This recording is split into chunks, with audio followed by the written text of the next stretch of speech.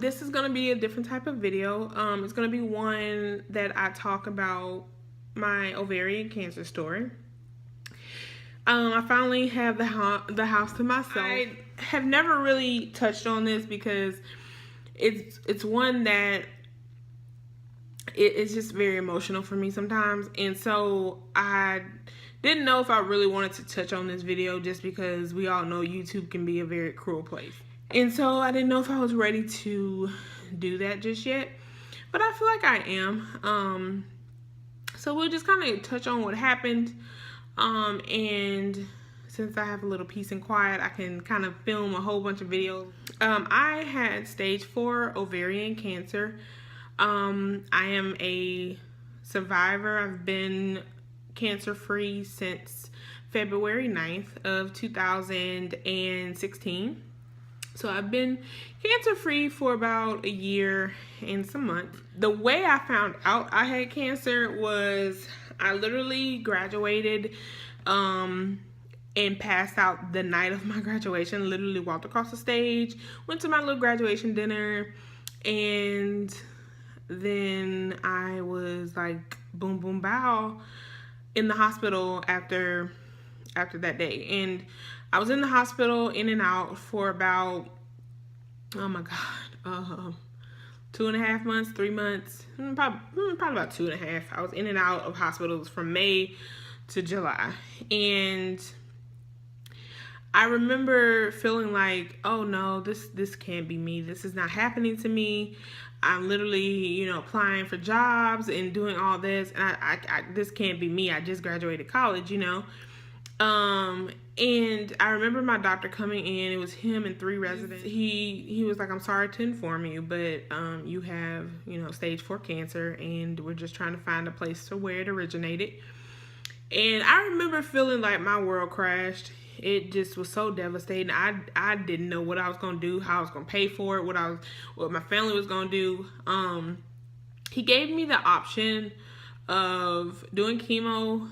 I was in such bad shape, y'all. I didn't even think I was gonna make it out of chemo, but by God, I'm here. I made it out of chemo. I was just really thankful because my prognosis wasn't good. Like they literally were like, girl, we don't know what you're doing. We don't know why you're doing this, but I made it to say, and I'll put a picture of me in my last chemo, and so y'all can see me. I had no hair or eyebrows. I barely have eyebrows now, but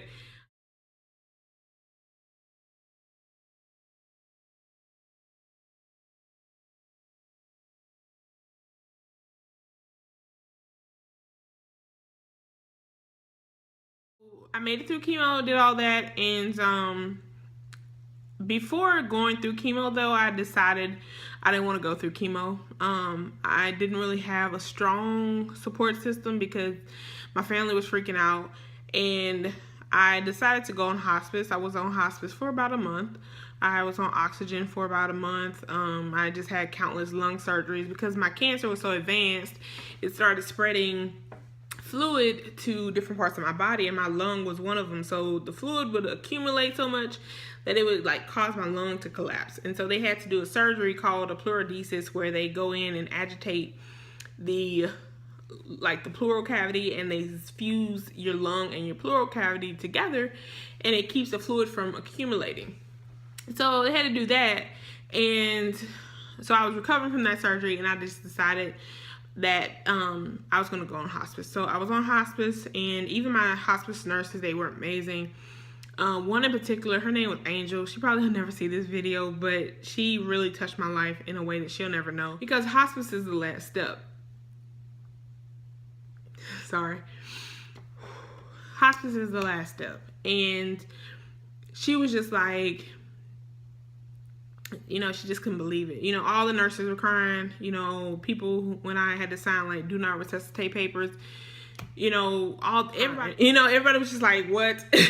You're so strong, how you go through this? And I remember just being like, I don't know what I'm gonna do, and so my nurses at my oncologist office, they were just like, she's not gonna do chemo, and they were devastated because they were like, you have so much fight, why would you want to give up? So my aunt was the backbone of everything. Like, she literally was like, look. She was like, look, you're gonna do this, you're gonna do chemo, they have people who have lasted and they've made it through, and you can do it too. And I was like, I don't know. And she was just like, you can do this. I decided to do chemo. I called up my oncologist nurse, and she was just like, oh my God, thank God. We were praying, we were hoping. I can't tell you what to do, but we were praying. And so I did chemo, finished it, and I finally was able to get my hysterectomy. Now that is another subject. Hysterectomy had to be done. It was nothing that could be done with that. And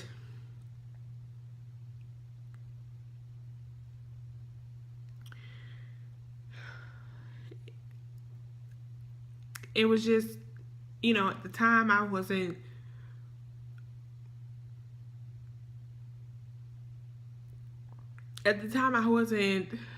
worried about it.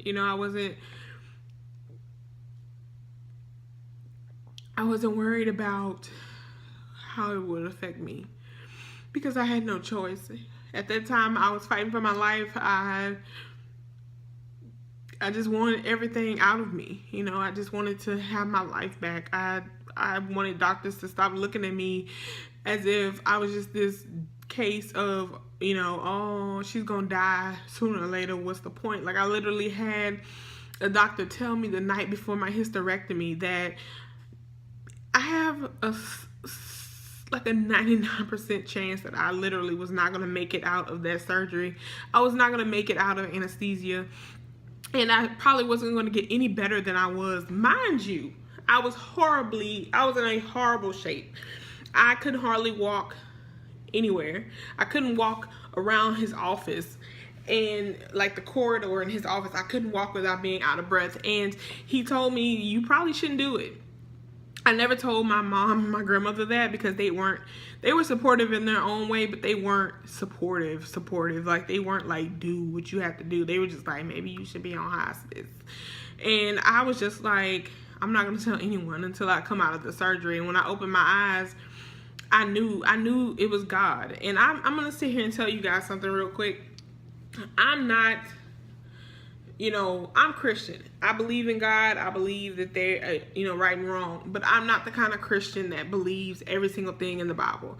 I don't believe every single thing in that book. But, I don't believe that, and everybody has certain beliefs, but I just don't believe every single thing. I believe God is a God of love. I believe that God is a God of miracles.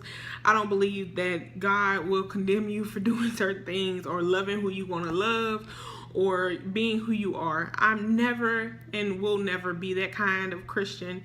But people think that miracles, don't exist. God works miracles. He is still a God of miracles. And I can't say that enough.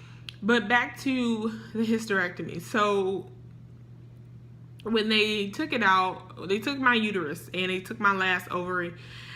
I didn't have kids, okay? And that is hard for someone who wanted kids all their life. I wanted like 10 kids.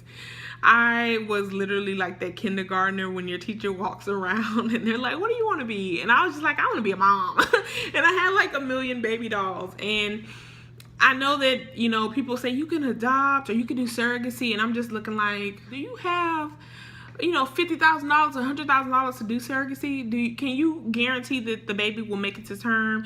Am I going to find a surrogate that, will do what they have to do for my child? Like, and then I'm gonna have to find somebody that's gonna give me an egg. Like, are you serious? And people don't realize how insensitive saying that is. Oh, you can foster.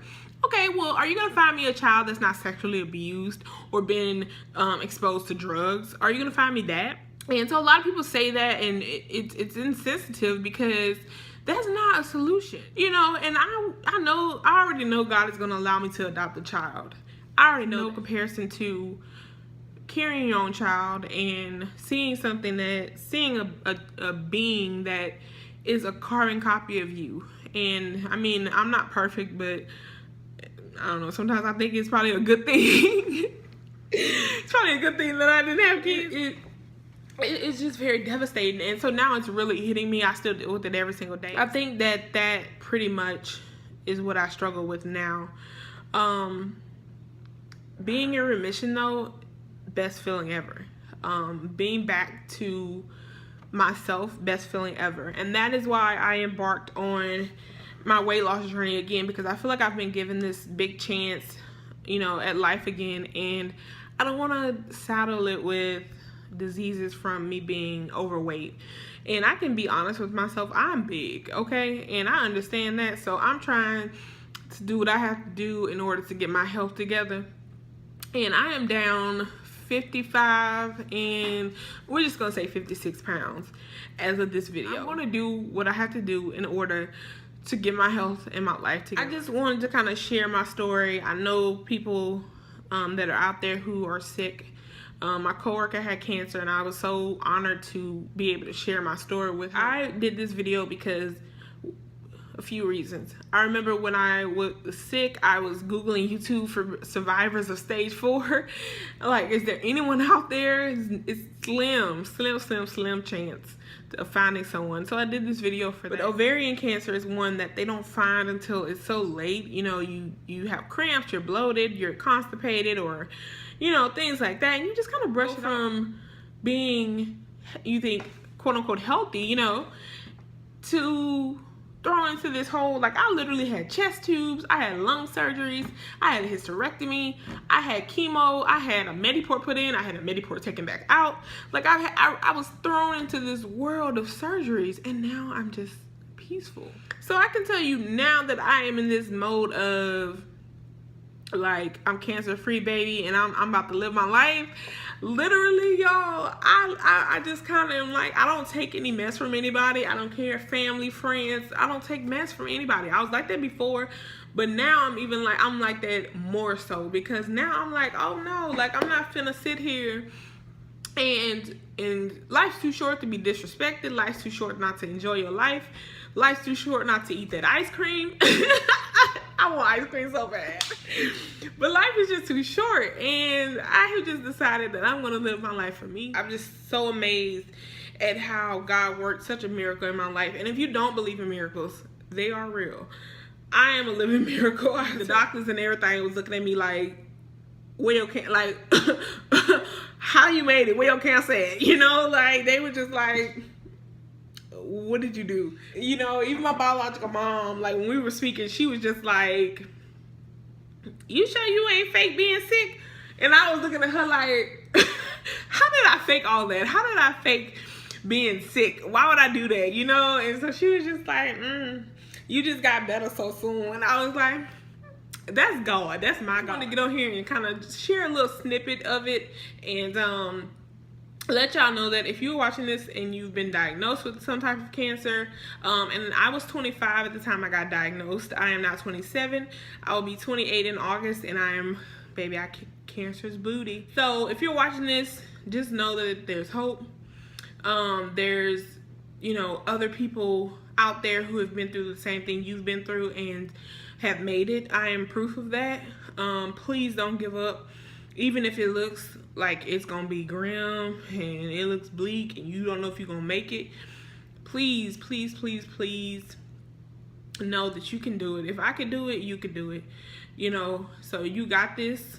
I don't know who's gonna see this video or who is even gonna watch it, but you gotta give up. Don't give up hope. Thank you so much for watching my video and coming and tuning into my channel. If you're doing chemo and you don't want to eat, get you a little, get you a little, you know what I'm saying? Like, but no, seriously, y'all. Thanks so much for watching my video. I hope you guys have a great day.